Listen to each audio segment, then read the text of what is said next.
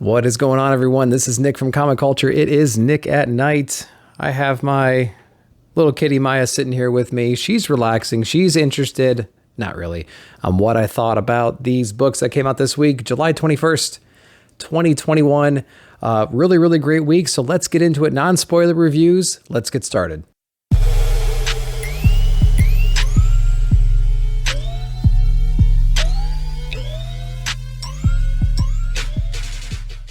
All right, guys, welcome back. So welcome to Nick at Night, the non-spoilery review show that I do, just kind of talking about the high level stuff, what I liked, what I didn't like, no major plot points given away, no major reveals, let you know my general impression of them so you can go out and maybe pick some of these up if you didn't see them yet. So we always start off with the big two. We're going to start with DC. This is Catwoman number 33. This is Ram V. I picked up this book. I started the series rather about 5 issues ago or so, and I actually really fell in love with Ram V's writing in this, and the artwork is really good as well.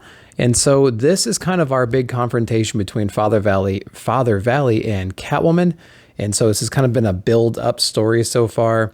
Catwoman's crew is just kind of like being kind of taken over by the magistrate and by the police force and stuff like that. So it's kind of this. Kind of like a climax, kind of a story. I wish I got a little bit more in the battle that they had here. And we get some interesting team ups from some other villains that are looking for retribution, looking for a second chance. So it's pretty cool to see Catwoman and her allies and then some unexpected allies kind of join her side to help fight. Wish I got a little bit more out of the battle though, but the writing is solid, the art is solid, and the cover art's absolutely crazy, guys. Got this Jenny Frison variant. So yeah. Not too bad. Catwoman number 33. All right, so we have Supergirl, Woman of Tomorrow, number 2, another DC book. This is an interesting read. I've heard a lot of mixed things about this. I heard people falling asleep during the issue. I've heard people I think it has a lot of narrative. This is an interesting transition story from issue number 1 to issue number 3, obviously. But this is kind of like the story of Supergirl and her new ally here, just kind of traveling from the home planet to their next destination. So if you remember in the first issue, this girl she meets on the planet, her father is murdered, and so she's kind of seeking revenge for her father's murder. She comes across Supergirl, who's not really inclined to help her at first, but then she's kind of forced into it. And so this is kind of the story of them traveling together out of the planetary system, wherever they need to get going. And so that's pretty much it. It's very heavy in internal monologue, or internal dialogue, I should say. A few little action scenes here and there. It's sprinkled with some humor and some heart. And so the art itself is really good.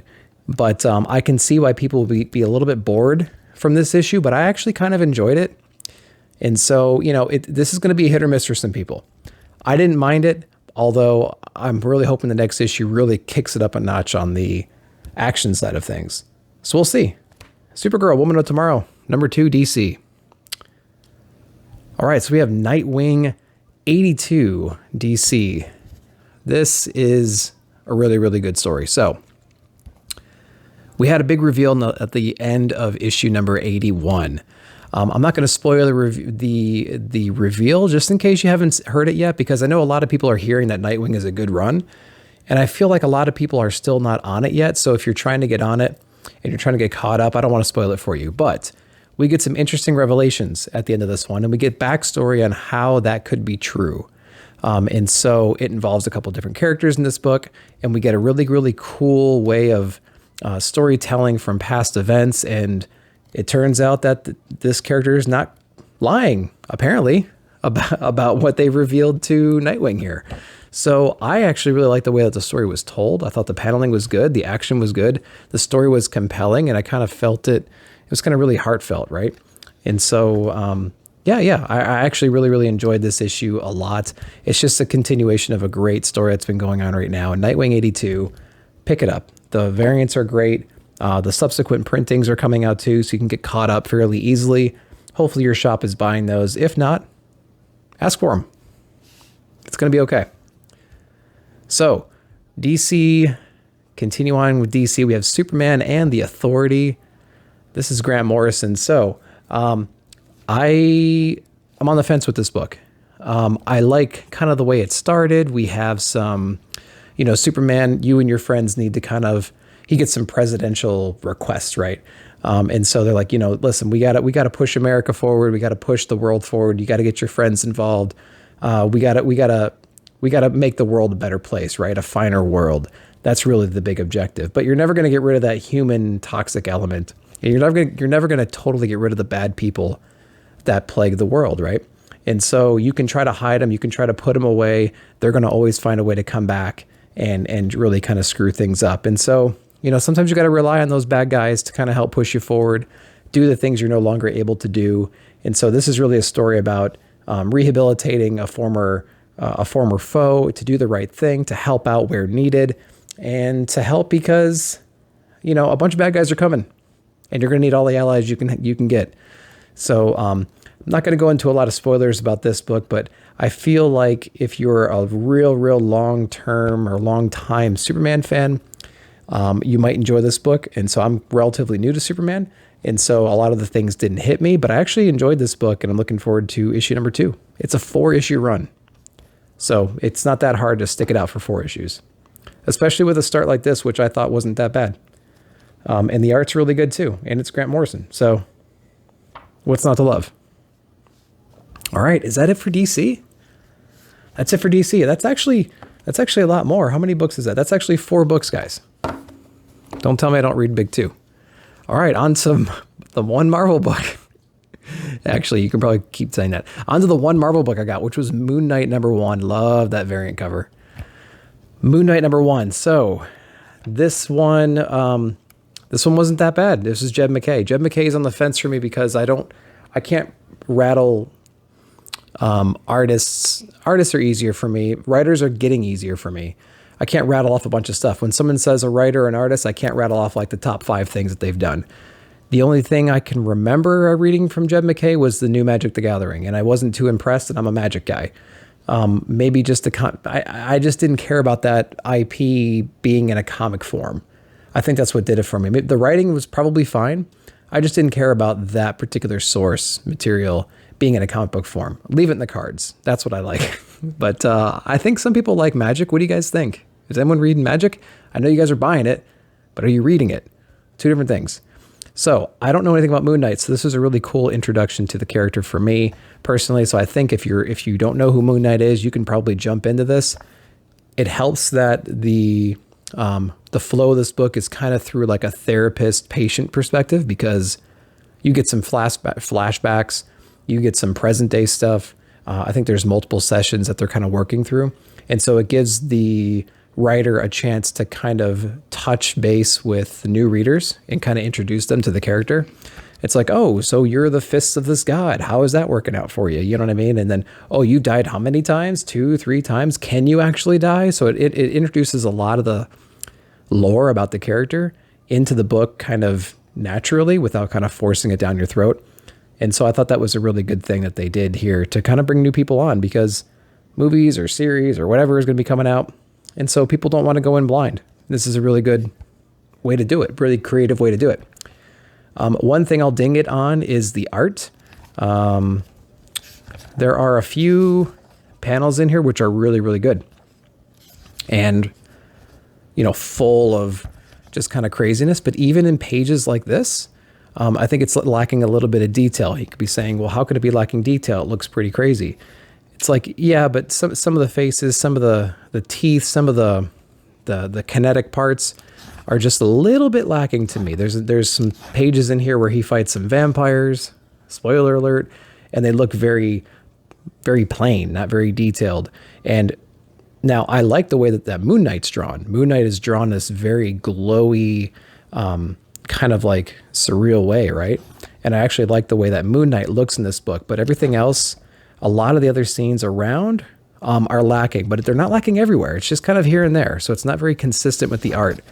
I don't think some areas are real dramatic, and then some areas could use a little bit more, but again, it's not bad at all. Very, very readable, really good to jump in if you don't know Moon Knight. So Moon Knight #1, check it out. All right, we're going on to the long run of indies. We're going over with Locust number 2 from Scout. I don't think this came out last week, but my shop got it in and I went ahead and got it because I thought issue number 1 was interesting. This story, I don't know. I don't know if I want to keep reading it or not. Essentially, the world gets taken over by like what? Phase 1, Phase 2 cells from Dragon Ball Z. They all turn into like little locusts and they just start ravaging everybody. There's like these little cults and, religious organizations that come up, and of course, they have the extremes on both ends, right? They have like the mercenaries that go around killing people. They have the religious folks going crazy with this whole thing and like developing cults out of this. And so our hero is kind of traveling around trying to find these kids, I guess. I think the first issue, he was trying to look for a specific kid. And in this issue, he's kind of going all over the place, like rescuing these kids. So I think it's a continuation, although I feel like that got a little bit muddy. Like the overall story got a little bit muddy. We got a few characters in here and like it keeps flashing back and forth to what presumably present day, but then it flashes back to earlier days when the riots were kind of starting happening and things were going crazy and everything. And so it's a little bit hard to follow. It is gory. It has some decent action in it, but I'm just finding the story a little hard to follow. I'm not quite sure what the main objective is here besides staying alive. And the time jumping is getting me a little bit confused, but it's okay. Locust number 2. If you haven't read it, I would suggest just trying issue number 1. It was a cool, kind of like a cool introduction to the whole problem. They had like a boat full of people, coming in the shore, and they're like hearing the radio broadcast and they're like, oh crap, do we need to go to shore? Cause all hell's breaking loose. So it had a cool like concept right there about, what would you do if you worked on some kind of supply boat and you're approaching, New York City and you hear it's going to hell and everything. It's like, there's got to be a conversation, right? Do we go? Do we not? It's like, no, man, I want to get paid, but at what risk, right? Locust. I don't know. Maybe. All right. IDW. This is a new number 1. This is Bermuda number 1. So essentially it was, so when I read this, when I thought about this book, Bermuda, we all kind of think of the Bermuda Triangle. Things go in it, things don't leave it. That's essentially the story here. We get some people traveling. I don't know why they're going through the Bermuda Triangle, but as you would expect, things don't go well. And we get introduced to a bunch of characters on this kind of like, dinosaur planet, but everyone's like reptiles and stuff like that. And we meet our character Bermuda, who is on the cover here, and Bermuda kind of saves the day for the people who got lost. What is cool is in the back here, there's actually a map, kind of like a world map of the island. And so it's pretty neat. You can kind of see different like Spider Forest and Viking Village and Rex Valley. So Veer Jungle, Mount Calamity. So you get a cool little map in the back here. I will say that the art and coloring, I would have hated to be the colorer in this, and the artist, because there's so many like creatures and scales and leaves and trees everywhere. It's just like a jungle, but it actually looks really, really good. I liked the art and the character design was interesting and the paneling was good. I liked it. I liked it. There's a couple little gory scenes in here that I thought they could have been done a little bit more better. Could have been done better. And there's some really cool like concept art in the back too, like a black and white version and like a colored version. I wonder if you can see that. So it's extremely detailed. And then the coloring is really, really cool too. So I think they did a really good job writing, drawing and coloring this. There's a little bit of a twist at the end. Maybe this wasn't an accident. Maybe this was like a man-made generated thing. So we don't quite know. We don't have all the answers, and we shouldn't. It's issue number 1. So I don't know. We'll think about getting issue number 2. It's kind of on the hot seat. We'll see. All right. Moving over to Boom. We have one Boom book. The Many Deaths of Laila Starr, issue number 4. Another Ron V book. 2 Ron V books in a week. So this book was great. I absolutely loved it. So first off, the coloring. Can we just... Let's get... This might not even be the best example, but I'm just going to put it right here. The coloring in this book and the art style in this book is really something to take your time with and enjoy, right? So we have Laila Starr. We have our goddess of death. She's been resurrected several times. We've gotten to know that every time she's resurrected, a certain amount of time goes by. I'm thinking somewhere between like 8 and 11 years, maybe something like that. And I think she's on her fourth life, something like that. I think she dies in every book. And she always comes across a child she's been determined to meet and kill, because this kid is going to grow up and develop immortality. And she's the goddess of death who just lost her job. Only makes sense to take this guy out, right? So her main objective is to find this guy and kill him. But she keeps running into these different people who kind of teach her humanity, teach her about love, teach her about loss, things like that. And so she finds herself in a position where she can't quite do it. And something happens and she ends up dying. Time passes and we rinse and repeat. So, and there's always a little side ancillary story that kind of feeds into the narrative as well. So we get some more of that here too. And it's a very, very beautiful story about this like last church in this area. And we have this man who's kind of taking care of it his whole life. And, you know, one day he doesn't show up. And, you know, what does that mean? So Laila kind of goes out to kind of find him, but she also runs into the kid again. And so we learn a little bit more about the kid. We learn a little bit more about maybe his motives. He's older now. He's not like a college kid like he was last time he saw her. He starts making some connections. It was a really, really, really cool book, a really, really interesting confrontation between her and the kid this time, because every other time, I keep calling him a kid. He's not a kid anymore. But every other time that they've met, they've had, you know, they've had like a little bit of an understanding. He didn't quite know who she was, but she knew who he was. And so this is a little bit different this time. And we learned a little bit more about his potential motives on how he wants to or needs to create immortality. So I thought it was a really, really interesting book. I absolutely love it. It's, yeah, this book is really straightforward. This issue is very, very straightforward. Some of the other ones have some little questions here and there, or they're more metaphorical. This one to me is very, very straightforward. So it was a pleasure to read. The art and everything is beautiful. And Laila Starr #4. That was just a spectacular book. Loved it. All right, on to Image. We have Mother Madness Mom #1, Margaret Bennett and Amelia Clark. Everyone was looking forward to this book. This book was interesting. It is very, very long. I think it's 40 plus pages. Sometimes it's heavy in the dialogue. And I feel like it has a bunch of different story threads that are all just kind of going everywhere. And towards the end, we get a little bit more supernatural stuff, and we get to kind of understand her powers and go from there. So it's Amelia Clark, famous feminist, but she's a very neutral. She's very neutral on the topic. She kind of broadens the category, and so she has a very, very interesting take on women and their perspective and the perspective of this world. And so that was kind of nice to see. But I think the power set and the way it was kind of delivered in here was a little bit muddy. I will say that in the back, there is a chart that goes over her power set and how certain powers are triggered. They're triggered through emotion. So for instance, when she's sad, she can heal almost instantly. When she's laughing, when she laughs, like the sound can shatter objects. When she gets angry, she gets super strong and super fast. When she's anxious, she gets supersonic hearing. And when she's frightened, she becomes invisible. And when she's happy, she can have super strength.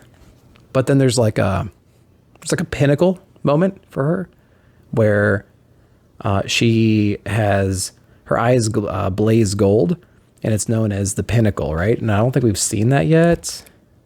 Maybe we have.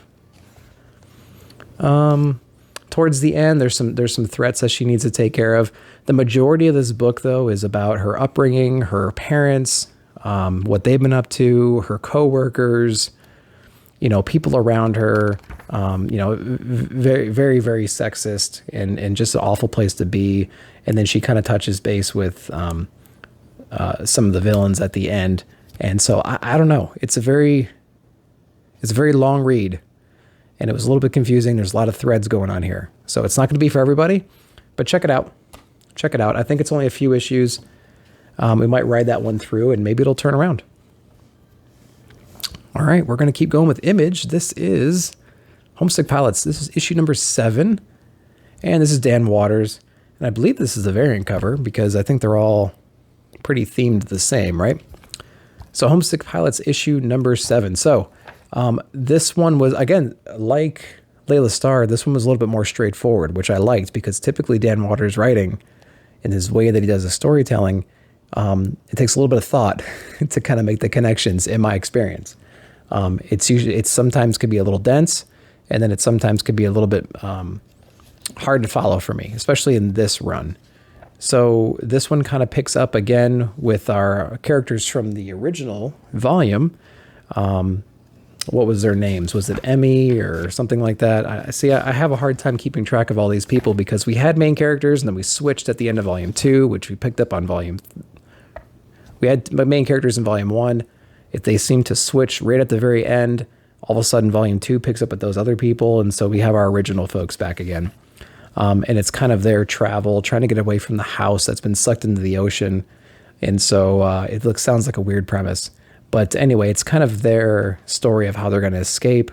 And, they're kind of relying on each other to get from wherever it is to wherever they're going. And wherever they're going is not near water because that's where the house is. But I think they realize this house is never going to stop hunting them down. These spirits, these ghosts that inhabit it are never going to stop hunting them down.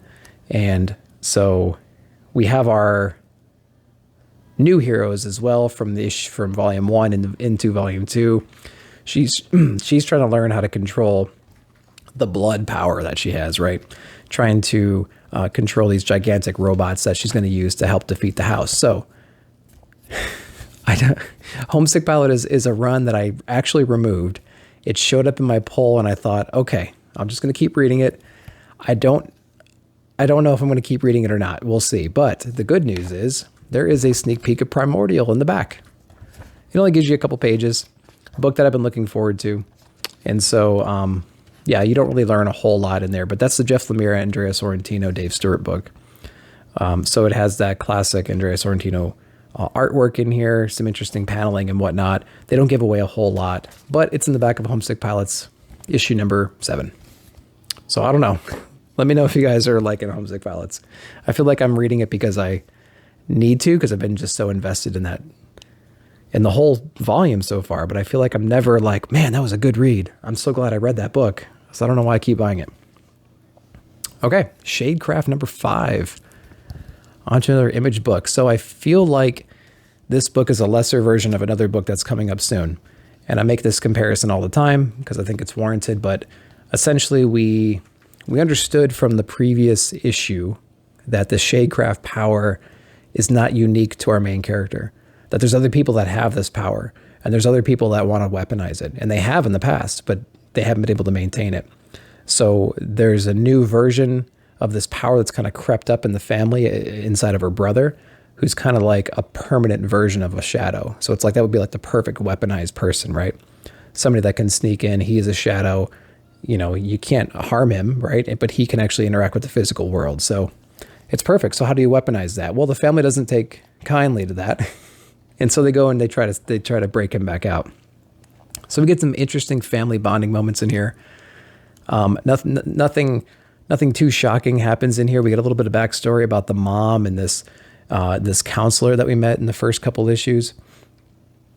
We get a little backstory about how they know each other, what happened to them, and things like that. And then we get some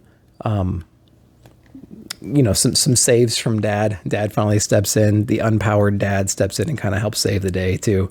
So that was really fun. So we get a little moment towards the end where we are trying to fix the brother in his physical state and his shadow state. Like how do we reconcile that, right? We have these two states of being.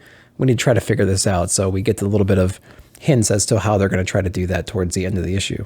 So issue number 5 was good. It was kind of like a break, like a jailbreak issue, and like the heist issue in a way. But I feel like it was too easy for them to accomplish all these things. There was a couple little hiccups here and there.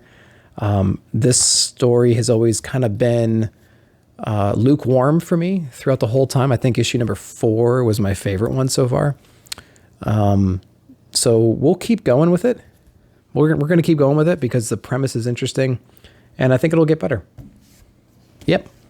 All right. So we are going to go into Skybound X. This is issue number, 3?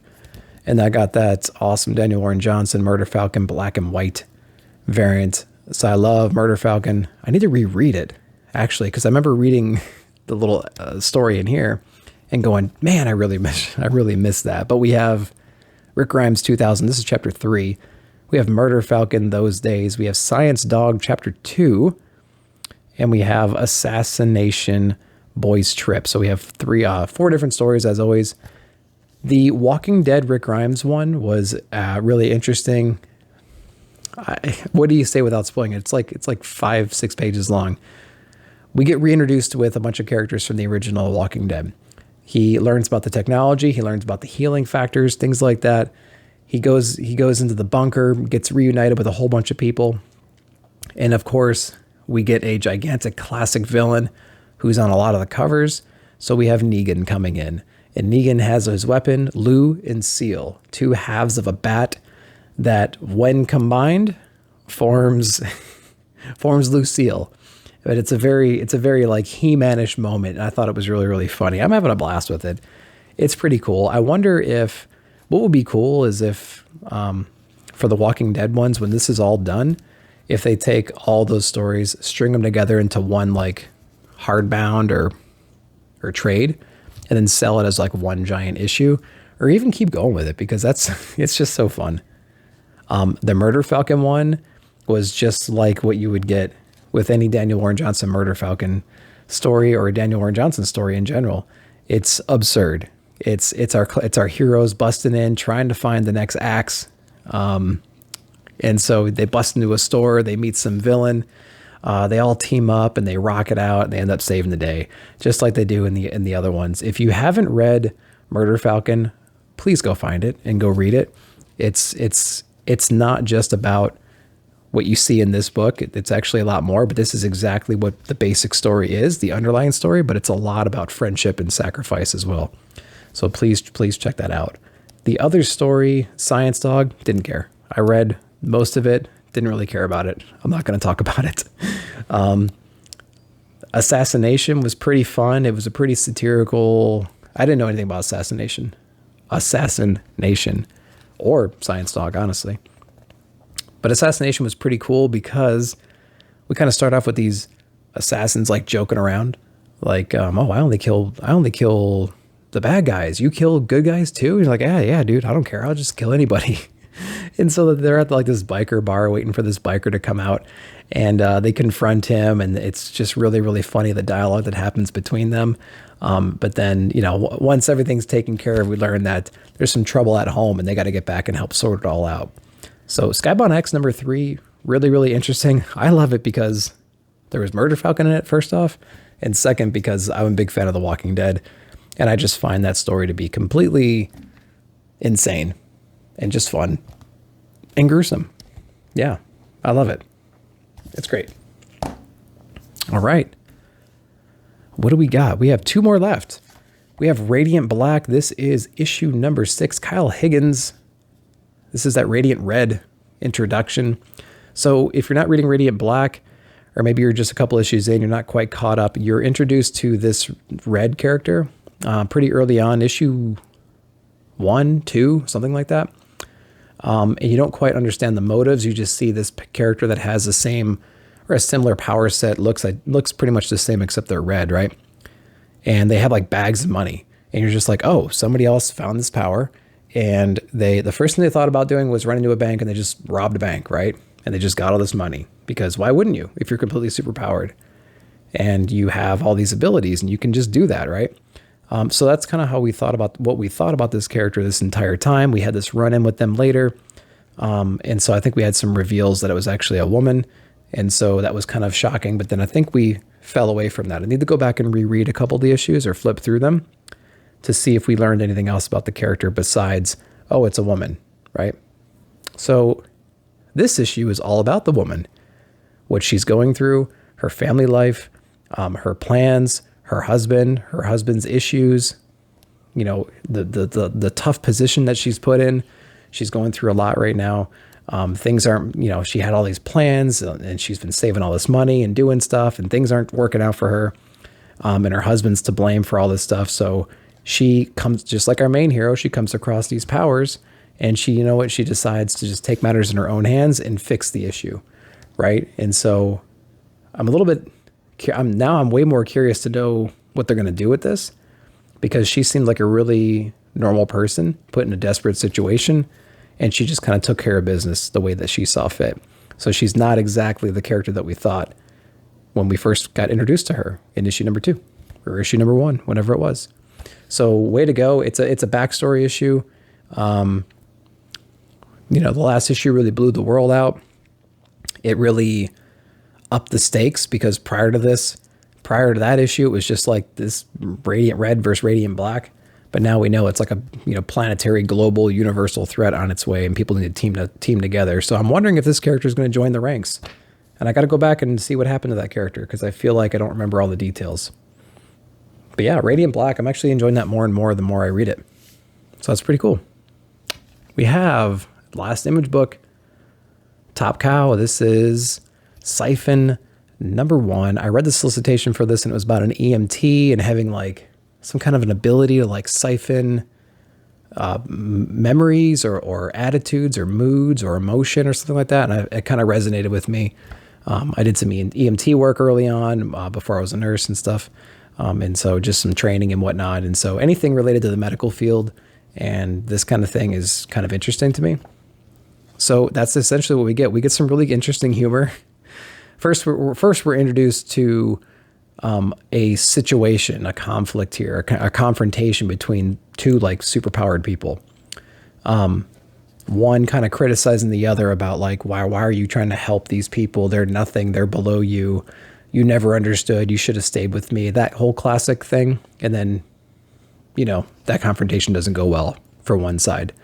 But it's kind of like Green Lantern, where it's like the Ring has to go find somebody else in a way, right? And so our Ring goes and finds somebody else. Our superpower goes and finds somebody else. It finds this EMT who's like really good at his job. I think he's like a reformed alcoholic or drug addict, something like that. And so he's trying to help other people. And he's an EMT, but he's got a good sense of humor. There's some really funny things in here I can actually relate to. Pretty interesting. So, he gets this power, but now all of a sudden he can sense the emotion of other people. And whenever it's a bad emotion, he has the ability to like draw it or siphon it from them. And then apparently over time, it just builds up inside of you, and you can kind of unleash it, from what I understand. But also the more you intake, the more you can kind of perceive the bad emotion around you. So I think we're going to learn a bit more about that balance in future issues. We get some conflict in here with him and someone that he's dating, and we get some cool display of power in here. I'm still a little bit confused as to who has vision of this power. Like, is it just in his vision? Or like if he was using it on somebody and I was watching him do it, can I see it? So let me know, because in the paneling, it's like shocking and huge and like dramatic and like all over the place, but everybody around him is just chilling. Nobody seems to care about this. So it makes me believe that it's only him that can see this happening, right? Or other people like him. So let me know if you picked up on something I didn't with that. And then we get at the very, very end, we get a little cliffhanger, a little callback to the original few pages with that initial conflict. So Siphon number 1, interesting. I liked it a lot. I liked it. A little confusing about how the power works, just a little bit, but we'll see. I'll definitely pick up issue number 2. So that's what I got, guys. So man, I really, really enjoyed Siphon number 1 and Radiant Black. Of course, the Murder Falcon and Walking Dead and Skybound was really fun. Shadecraft, a little bit lukewarm on. Homestick Pilots is where it's always been. Just kind of tepid water. Like, I don't know why I keep reading it, but I keep reading it. Mom was okay. It's not going to be for everybody. Long read. Laila Starr was brilliant. If you're only going to pick up a few books, definitely put that one on the list. Bermuda didn't quite do it for me, but it made me intrigued about where it's going to go. Locust, I'm probably not going to keep picking it up. Moonlight, great introduction to the character if you're new. Interesting way of introducing the character and getting you caught up. And the art's pretty good, and it could be better. We'll see what happens. Superman Authority, it's only 4 issues. I'll keep getting it even though I'm not completely sold on it yet. Nightwing is amazing. If you're not reading Nightwing, pick it up. Everyone is right about it. I haven't heard a single person say, you know what, this Nightwing run is just not doing it for me. I've never heard that before. If you have, you're lying. Just kidding. Everyone loves Nightwing.